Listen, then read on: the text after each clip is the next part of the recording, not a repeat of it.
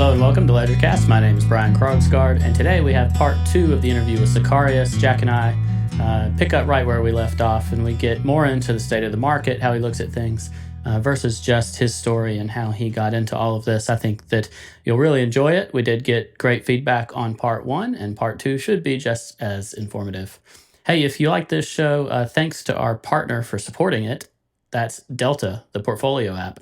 You can track all things about your portfolio using Delta. Go to ledgerstatus.com/Delta to learn more about it. Since the last episode, they've released a new version, which is fantastic, and it includes the My Delta link. So now you can create a socially shareable version of your Delta portfolio app and send exactly what you've got in your portfolio to friends and family, and they can track that out and set some accountability. It's really slick. Go to ledgerstatus.com/Delta to learn more about that and them. And thanks to Delta for being a Ledger Status partner. Now here's the show. There's a moment in time that I'm thinking of, and it brings up a question to me about the trend is your friend, right? So the trend is your friend. I've discovered two things, and I want to get your take on it. One is that I always anticipated going into late last year that, and there's evidence of that, of my thoughts on this podcast, that capturing 80% of the trend would be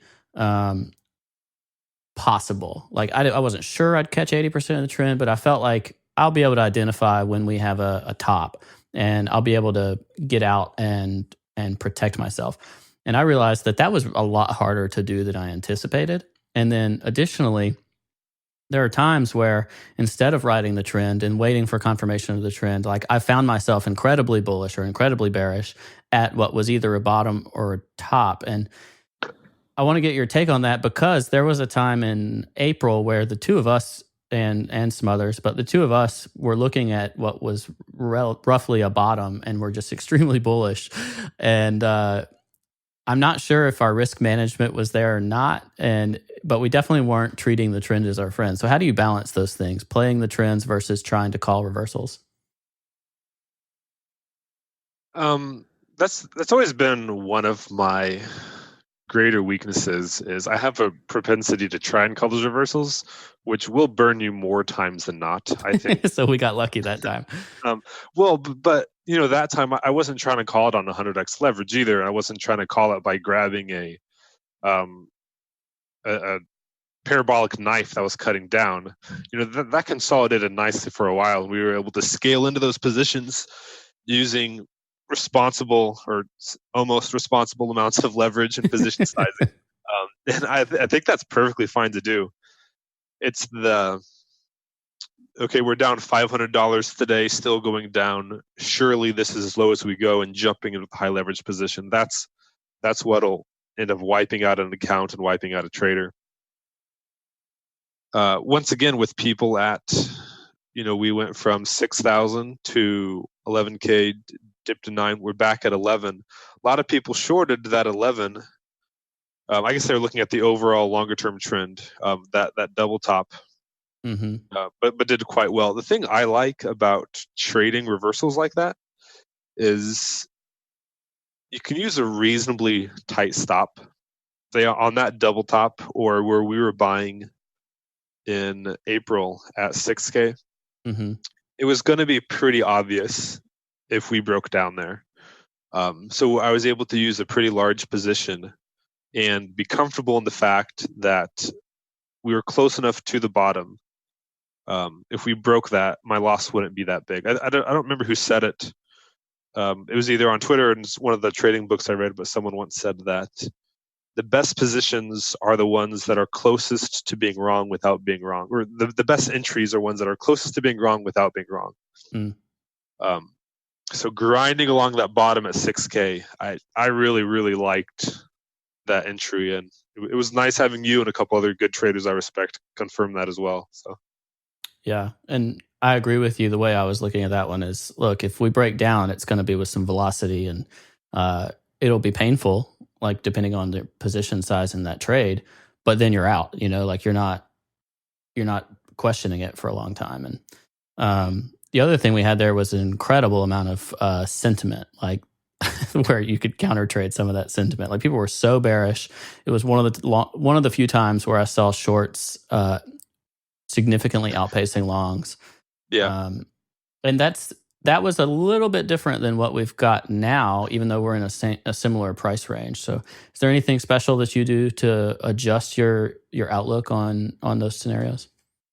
Yeah. So I mentioned I did buy some here in the mid 6Ks, and I'm cautiously optimistic that we've at least created a local bottom, but I'm not nearly as confident as I was back in April. Like you said, back then the sentiment was super bearish. Shorts were considerably higher than longs, and that was the first touch of that previous support zone. Now we had a lower high bounce up to just below 10K, have come back down to that and are grinding at it. Shorts aren't way higher than longs right now. Right. So I'm not as confident, and my position sizing reflects that as well. I am in, and I am looking for a move higher, but I was sleeping very comfortably back in April in those longs. Now my finger's on the trigger, and I'm watching it a lot closer. So yeah, how do you manage the rest of your portfolio with that? Because we're talking about Bitcoin, but we also have been discussing this correlation. While Bitcoin looks like it's surviving in a similar range it's been in twice before, most altcoins are making lower lows and some of them all-time lows. So how are you even looking at the alts market in a market like this? I'm being picky. Trying to, when I'm picking up a coin, I make sure the fundamentals are there. It's a team I know has done good work for a couple years, or if it's a newer coin, a team I know has that staying power. Trying to grab ones where the market caps aren't overly inflated. A lot of the altcoins I've been buying lately are on the weekly chart, way down there on that support, or even a little below it. But the market caps are at something much more sustainable, like 10 mil or 20 mil. And do you have any examples that I could pull up that you'd be willing to be public about? You don't have to if I can pull up something random. No, look at monetary unit, Mu. Oh yeah, yes. So I know the team's good. Market cap's like 10 mil. I know they have developments coming up that are pretty big. I don't know when they're coming up, but presumably this year. So they have those bullish catalysts coming up ahead for them. I'm really comfortable with this buy here. Now, yeah, if we break below that would get really ugly really fast. But the previous chart, there's a lot of development that's happened, back since we were, I don't know what price that was at, like what, 70 Satoshi.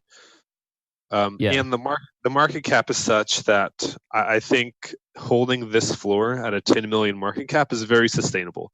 If this chart was a monetary unit and it was at 150 million market cap, I would not be nearly as comfortable that we would hold this floor. Yeah, that gap back to its 2017 pump would be a lot scarier if the market cap was super high. It'd be a lot. Dragon, for instance. Yeah. I still have some Dragon. I don't have it pulled up, but basically Dragon did a full retrace to around 6K sats. But I've been watching this. I've never had a position in Dragon, but ever since I literally had my button on, or my finger on the button for the ICO, didn't do it because the US thing worried me. Like they were allowing retail investors in the US to do the ICO, which I thought was a little odd. And so I didn't do it. And then, of course, I think it 100x to its peak. And then has basically fully retraced. And I think where you're getting at, the market cap of Dragon is about 100 million right now. Yeah, so it hasn't actually fully retraced because I think this is going to be rough, but I think they raised like 20 to 30 million ICO. It was like 8 or 9. Oh, you're right. It was like 8 or 9. Yeah.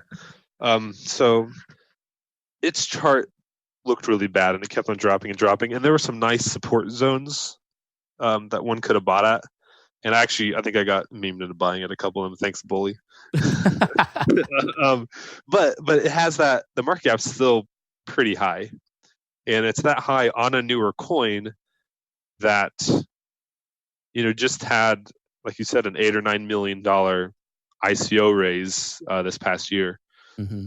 So I'm not as comfortable buying something like that as I am as something like Monetary Unit, which, yeah, maybe the charts look similar, but that lower market cap and the fact that it's already been around for multiple years, that gives me more confidence in that trade. Yeah, with something like Dragon, one of the things I think about, and I have one where I got stuck on this, so I'll fess up, and it was on the salt chart, where Yeah. the chart fit what I was looking for. I've never liked the salt fundamentals for various reasons. What stood out to me and what stands out with me on Dragon is even though it's low and it looks cheap. You always have some long-term holders where you haven't reached their floor yet, and therefore, it makes the catalyst moments change to me. So Salt had people that bought it at $0.25 on the pre-sale, up to maybe $1. So there's some support around $1 for Salt, and on Dragon Chain, I don't remember what the price was. It was a few cents. But even though the chart looks bottomed out now, relative to what some of those ICO holders have their pricing at, it's still not bottomed. So like there's still room to go way down, in my opinion. So I actually bought both Dragon and Salt, Dragon ICO and Salt at 25 cents. But Salt, the pricing tier seemed so scammy to me. Yeah. I was like, this has to be a scam. But 25 cents, I mean, that's pretty compelling. So I didn't put a lot in. I put a little bit in, more almost like a dice roll than anything.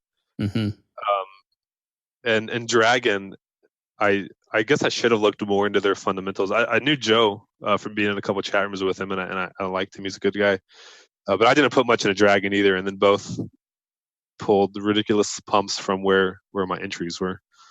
Yeah, and I think these are good examples, and I've even given this advice before and then didn't follow it on this one, which was if you're going to bag hold something, it's better to bag hold something where you believe in its fundamentals. Definitely, and, yeah. Now I'm finding myself as a bag holder in a coin where I really don't get the fundamentals. So for my reasoning for Salt is because their retail product is priced like, I don't know, 15 times their coin price. So if someone just goes to an exchange and buys it, then they can theoretically use the Salt product for a far cheaper price than what it would cost through their retail application. And anyway, so like, I think that's why, and you're a technical trader, but you're a fundamental trader too. And how has that helped you, I guess, over the years of trying to avoid stuff like this? Yeah, I think it was Nick Patel who recently said this. He said, I'll never get into a coin solely because of fundamentals without looking at TA. He said there are occasions where I'll get into a coin just off of TA, but never the reverse. And I'd say that's largely true for me as well. I'll trade some really crappy coins if I think the chart looks good and if I see people capitulating, and it's oversold. And there's some really good coins that I might like, but if the chart doesn't look right to me, I'm going to stay out of it. That said, if I end up bag holding that coin, like let's say I bought a bigger position than I could exit comfortably given the lack of buy support. It's a lot easier to hold that when you have confidence in the team or confidence in the product they're working on or confidence that the coin's going to reach some level of adoption or just that it's going to catch the eye of new money at some point later in time. Whatever fundamental reason you bought that coin for, it's a lot easier to stomach those drawdowns. Yeah, I absolutely agree. And a really good example of that is ZRX. Yeah, I bought that. I don't know when it was, but it was before ETHFinex was mentioned. Mm-hmm. You're talking about last year? Yeah. So I started buying at like I missed ICO because I'm pretty sure if I recall correctly, ICO got bought out immediately or something. Yeah, it was extremely hard. I think they raised 20 million or 25, and Yeah. I certainly didn't have an opportunity to partake in that, but I heard about it at the time of the ICO. So I actually bought it the first day on exchanges. It was at 4K sats. Anyway, continue on. Okay, yeah. So I missed the ICO. It launched. I wanted to wait for it to bleed off for a while. This seemed much more of a longer term um, pump as developments roll in, sort of coin. Mm-hmm. So I held off, and then I started buying pretty heavily around 2,500, 3K, I think. And Yeah. so I didn't know where the bottom was, but I knew I wanted a largest position, so I started scaling in. The And I bottom mean, was 1250. yeah, so So I scaled in all the way down to like 1,800, and then my bag was filled. mm-hmm. It's like, well, I don't know where the bottom is, but I have my bag, and I know at some point Bitfinex is going to announce we are using ZRX to launch ETHFinex, because they'd mentioned it like once publicly, and I think the market kind of forgot about it. And I knew the team was good, knew the coin was good, and at that point, the market cap was in that comfortable range for me. It was around 20 million or less, and so yeah, we went down to 1,200 or 1,000, I think. But that didn't really bother me because I had my bag. I knew the fundamentals were solid and bullish catalysts were going to roll in. I knew the market cap was in a range I was comfortable with. So once I got my fills, I just waited, and it paid off. Yeah. Whereas if I was buying that 3K floor on a coin where I didn't like the fundamentals of, I probably would have dumped when we broke 2K or something. So Yeah, because the other thing that you were doing there is, I mean, you lost 50% on it, but you were just patient to wait, and you were buying the entire way down. I was in a very, very, very similar position with ZRX. So I bought it at 4K sats on Liqui, and it actually went 4K to 12K, and then it bled. So it did what a lot of ICOs do. Another great example of one that's been doing that recently is WanChain, where so it has an initial pump, and then it bleeds, and then at least last year there was another pump, and the first pump is actually not even on the ZRX charts. But relative to the dollar, that was what I paid a lot of attention to as ZRX. Is I even joked with Josh Olszewicz one time, Carpe Noctem, on this podcast, that I was like, I treat ZRX like my stable coin because it just was stuck at around a quarter to 30 cents. Like it was more stable than Tether to me. So I would literally just I would buy it, or I would put stuff into it over time and just be fine with it, because I agreed, like, just the team was insane. And once it broke out of that was where I really knew it was paying off. And this is one of the few where I've personally managed my risk better than, I'd have on some coins, because I've managed to catch both of the big moves on that one. And you're making a perfect point of the fundamentals, because this is just one where you just know it has fundamental catalysts that are going to help it out. yeah, I want to emphasize what I did. It sounds like kind of what you did on ZRX, and actually Cobain, Crypto Cobain, did the same thing. He's just started averaging into it. Is very different than just averaging down a bag, your bag holding for the sake of averaging down. In 2014, I bought Fluttercoin. I sold the felt like a god, and I bought even more than I'd sold, like 20% lower on a dip. Well, then it bled for the next like 4 months, and I kept on buying every support the whole way down because it's got to bounce, right? Well, it never did. That ended up with me being 90% in, 90% of my portfolio in a coin that I had absolutely zero confidence in and was down massively. I think I took I'd worked my way up to 10 Bitcoins at the time, and I think I exited finally with 2. It was a very hellish several months. Yeah, I'm not suggesting people average down for the sake of averaging down, but with ZRX, I didn't have a price target. I had a fundamental event target, and I knew when this happens, the price is going to appreciate rapidly because of it.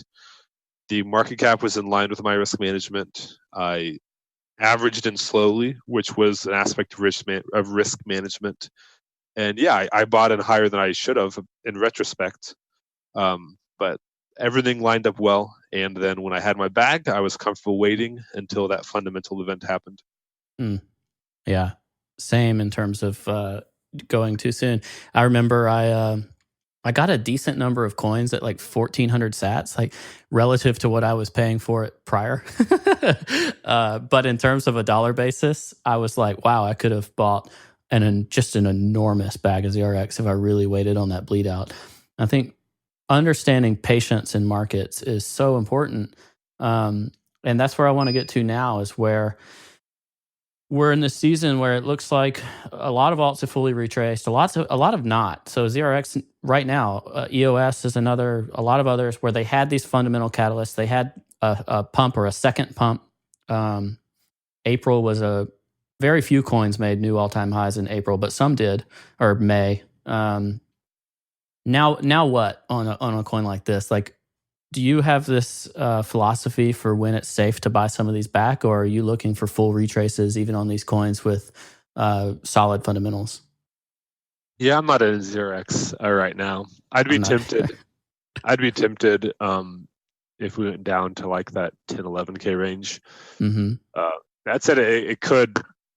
I mean, looking off the chart in support, it wouldn't surprise me if we bounced from here, but I don't have enough confidence in it to get in. If we were in a bull market right now, like we were early 2017, I would definitely buy this chart. Yeah, you got a 50% drawdown or whatever and buy it up. Yeah, but we're not, and so I'm much more careful about my entries. And so, like, getting back to Mu, monetary unit, I really like that chart. But yeah, it's a what you said about being patient, everything's lining up for me to buy this coin right here.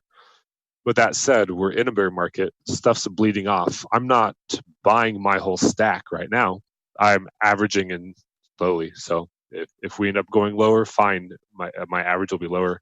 And then when I have my stack, then I'll wait, because I don't think the crypto bubble has burst, so to speak. I think alts will have their day in the sun again. I think Bitcoin's going to have its day in the sun again.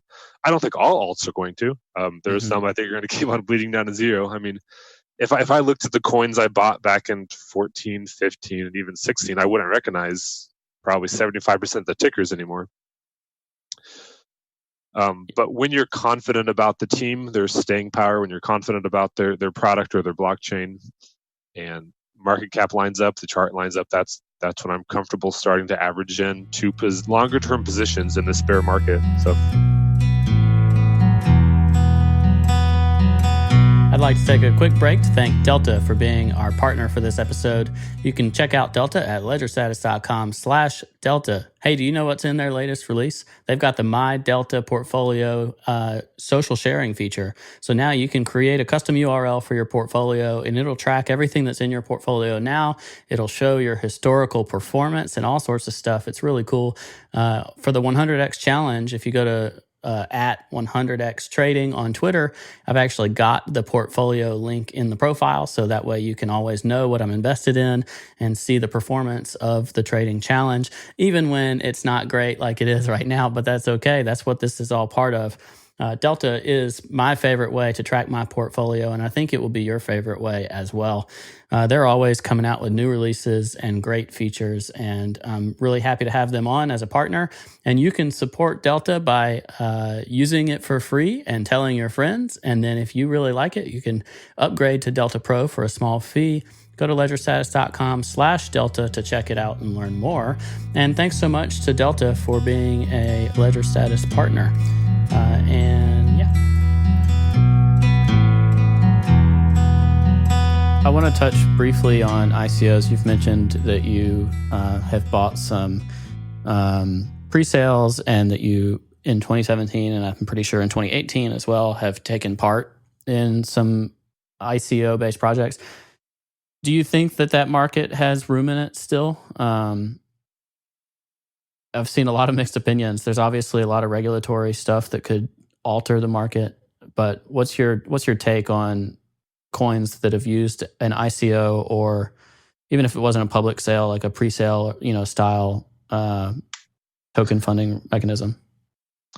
I think the SEC gave us some really nice breathing room when they acknowledged that a coin can start as a security, and based off of its relation down the road can be viewed not as a security.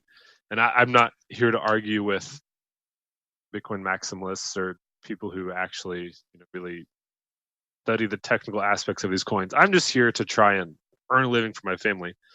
I mean, that doesn't fuck anyone over, and where I don't get fucked over by the SEC. So I think ICOs still have some life left in them as a funding method.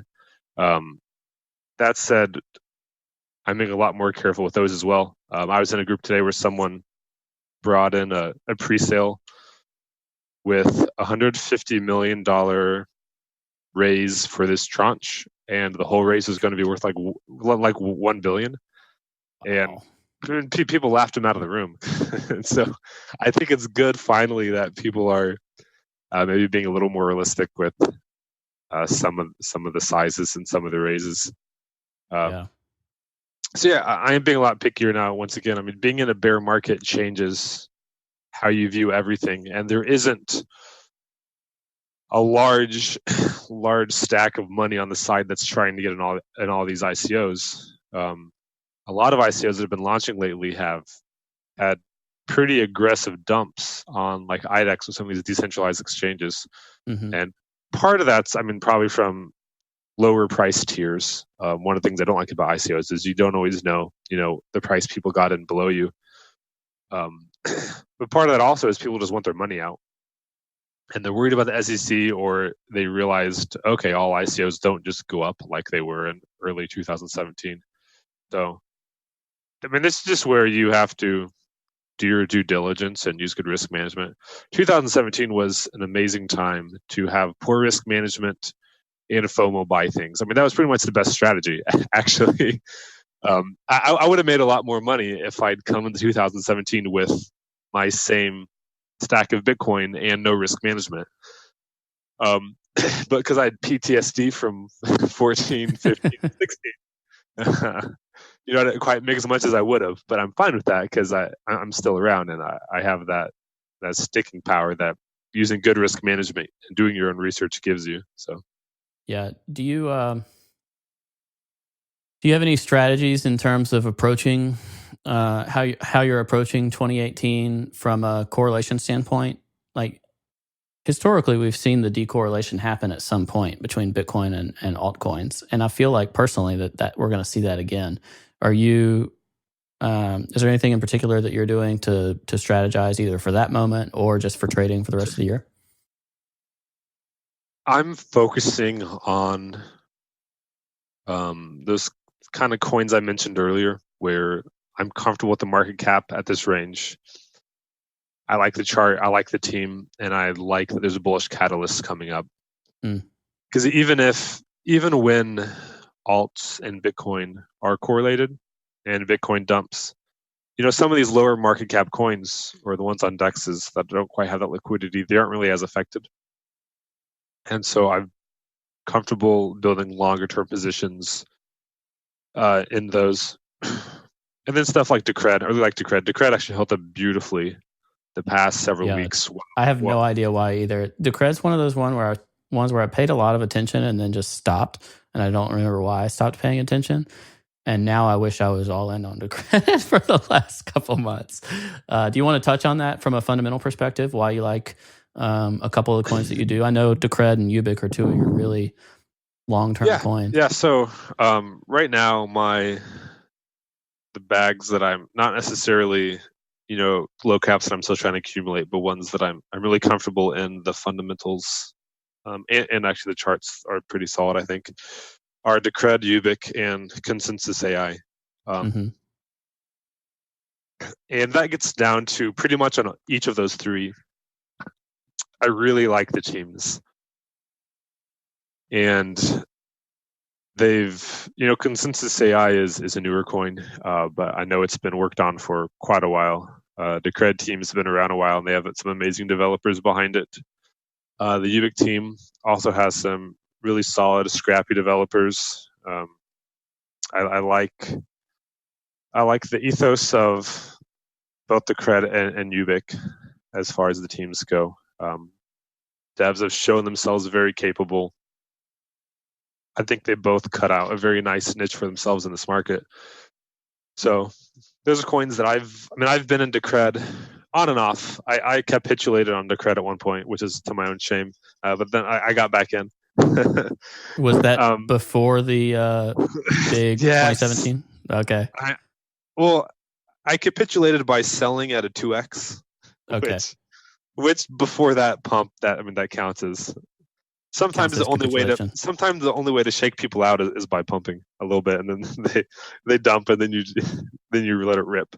Hey, that is that's some serious wisdom that you just dropped, because I've been there. Actually, I did that on Twitter this year. I don't know if you trade equities, but I bag held Twitter for years and sold it on a break even, and now it's up like 40% on the year.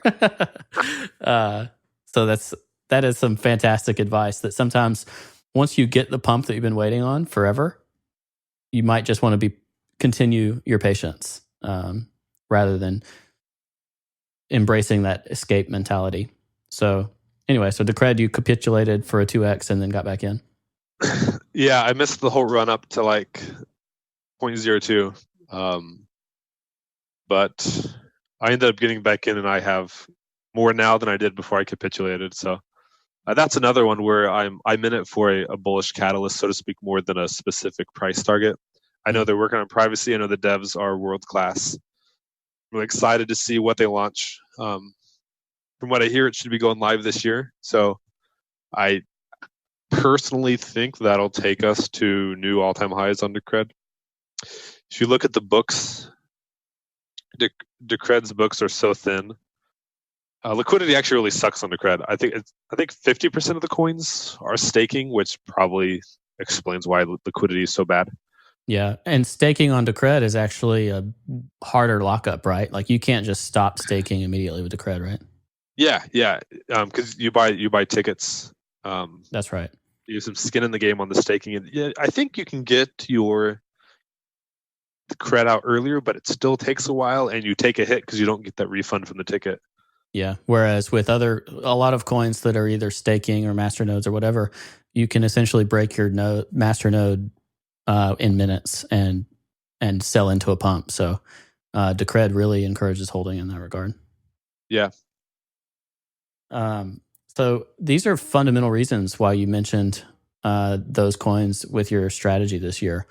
Are you doing a lot of TA on those, or are you really just waiting on the moment? So usually with coins that I like fundamentally and longer term, for instance, Ubik and Decred, I have a stack that's more of my long-term accumulation bag. And then I also have a stack that I swing trade with. Mm-hmm. So I bought a bunch of Decred.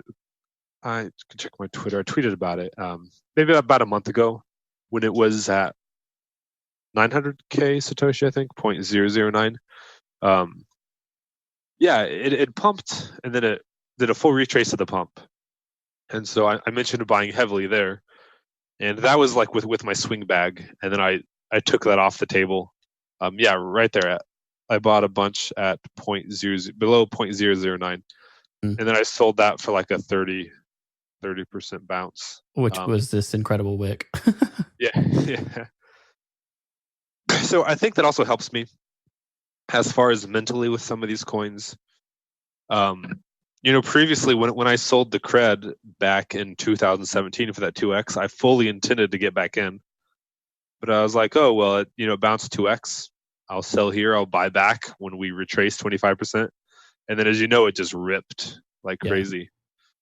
So I have kind of like I do with Bitcoin, actually. I have my longer term cold wallet, and I continue to add to that from profits. But then I do shorter term trading as well, swing trading on these coins. Yeah, I think that's really smart. And it also, what you mentioned about the mentality, I think is a really great point. And that's actually something I asked you about recently. I'll fess up to that. So I obviously am new, and I seek out advice from people that have been around longer than me. And I asked you about Ubic for the same reason because, I like Ubic for the fundamental reasons as well. And I've actually traded a disturbingly small percentage of my Ubic position. I've basically held it ever since I've bought it the first time around, which was unfortunately not before the huge pump. But again, like with ZRX, I averaged in once it did a nice retrace and then all the way back down. So my average price isn't awful. But when we had this the snapshot thing recently for the Escher airdrop, I actually didn't sell any. I just was like, okay, just a thing that happened, and now I'm going to wait. And I realized pretty quickly afterwards, I was like, wow, that was really stupid. Like I should have broken this up and had some for the longer term position, but also traded it when I knew perfectly that the trading catalyst was the type of thing that should cause some form of dump. So like, I think you make a fantastic point of being able to balance those things. Do you have a magic percentage, or do you approach it with things like long-term capital gains in mind when you're making those decisions?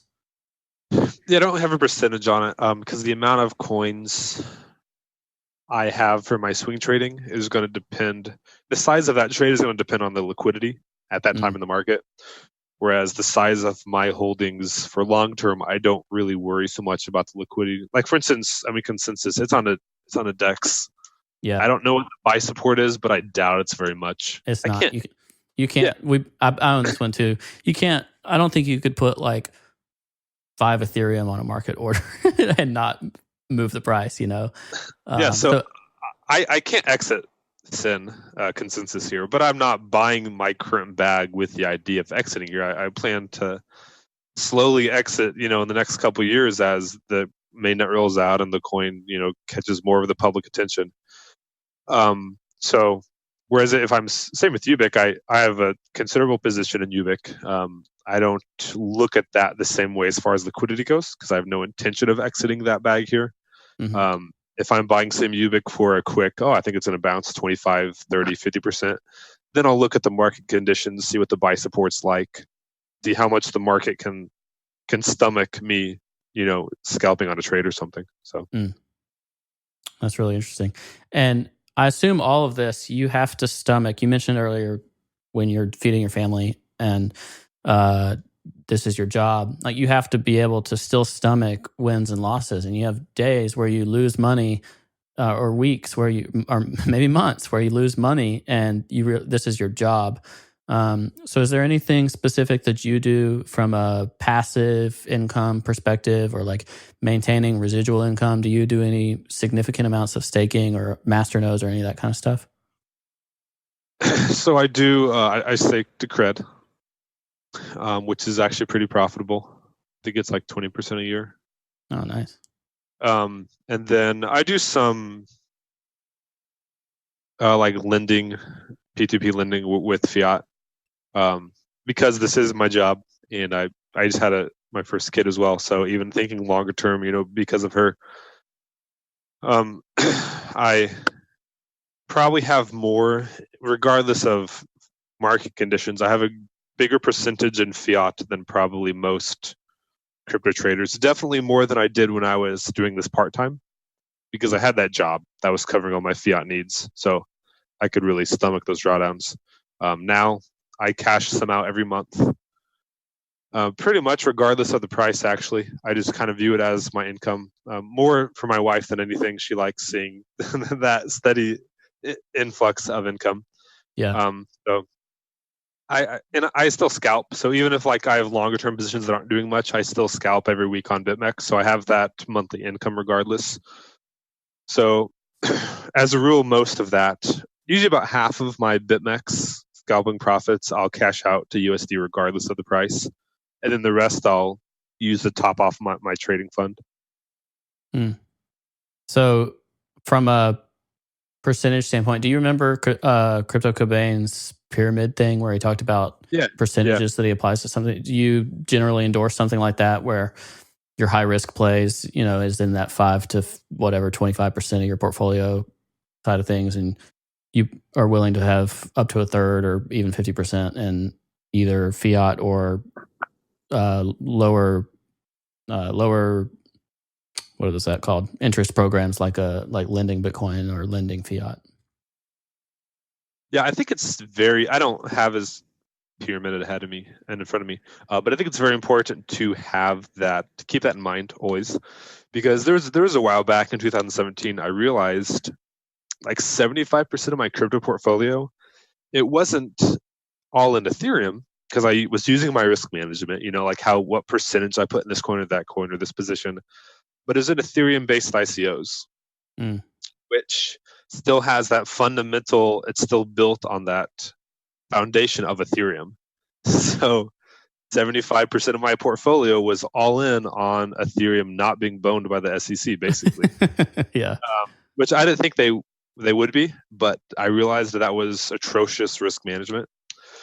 So when you have that larger picture in front of you, this percentage in this kind of market segment, large caps, small caps, high risk, or even like different industries. I think one of the questions on Twitter is about this. Different industries as far as like crypto gambling or crypto platforms or utility tokens, that sort of thing. That's our buddy J40. He's a fellow Ubit community member with us. Yes. So I think that's important to keep in mind as well. I know there's some people, I think Coin does this, probably not so fast as well. They have the crypto market mapped out into like the 20, I'm making that number up, but like several dozen or whatever segments of specific sub industries within crypto. Mm-hmm. And they have specific like a mainstream coin in that category, and then more of like a dark horse play as well. And I think that's great for them. I mean, I don't have anything against that at all. I definitely don't think it's a bad way to do it. It's not how I trade. I don't really view my portfolio, I guess, as a portfolio, so to speak, of covering all these different sections. I just look for good setups, and I try and make sure, kind of with that Cobain pyramid you mentioned, making sure they're not all bearing the same risk. So I have them in different kinds of altcoins, not all in Ethereum tokens. I keep fiat out of that to help balance my risk, that sort of thing. Cool. Yeah, I actually completely agree with you. And I see where they're coming from. And I think there's actually going to be a day maybe in crypto where that'll really make a lot of sense. The biggest reason it doesn't to me now is because I treat my broader investment portfolio where crypto is one of those, but within crypto, I don't necessarily. But for me, like I'm not 100% crypto. So like I have money in stocks and retirement and, other types of assets. So, well, frankly, I don't want to work as hard as Coin does. Yeah, that too. That man works so hard. He's like one of the hardest working traders I know, and he's definitely reaped the gains of that. But I just want to hang out with my daughter and make enough money to do cool things with her, so cover the bills. Cool, man. Well, we went a little bit different direction with this interview than I thought we might, but I'm glad we did. It felt like a fun, higher level chat and a lot of fundamentals talk, which I'm excited about. Do you have, just to leave us with, and we'll get off long interview, but I think people will like it. Do you have a favorite thing that you watch in terms of a technical analysis tool? No, I will not, as far as like indicators go. I know I've heard that you're a chart wizard, but I really don't see a lot of Sicarious charts these days. I don't consider myself a chart wizard at all. I use no indicators. I know there's value to them. Actually, Colin Crypto runs Gambit. Mm-hmm. He developed a really good suite of kind of complementary, higher time frame indicators in TradingView, and it's always been on my to-do list to sit down and work through that and learn that. But life's busy, especially now with the baby. So I actually only use horizontal resistance and support, and then my overview of the market sentiment at the moment on each coin. So I imagine candle structure as a part of that, at least. Yeah. price definitely, action. definitely candle structure, and just like you said, price action. So I don't have like a go-to indicator. Cool. Well, I think people will be encouraged to hear that. You've obviously done well for yourself over the years, and it sounds like you're going to be here for a while. So That's the goal.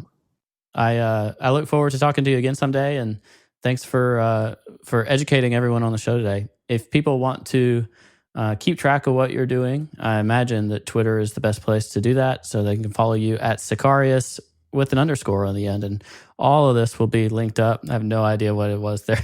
You've got tweeted last, but we'll go with that. And it's about pre-sales. All right. Okay. Congratulations on your new family, and best of luck to you getting through a bear market. Look forward to coming out the other side. Yeah, I appreciate it. You as well, man. Thanks. All right, have a good one. Bye. Take care. Bye. Monuments crumble in the blink of an eye. The easy river has just run dry. In a house of cards, I feel the breeze wound so tight.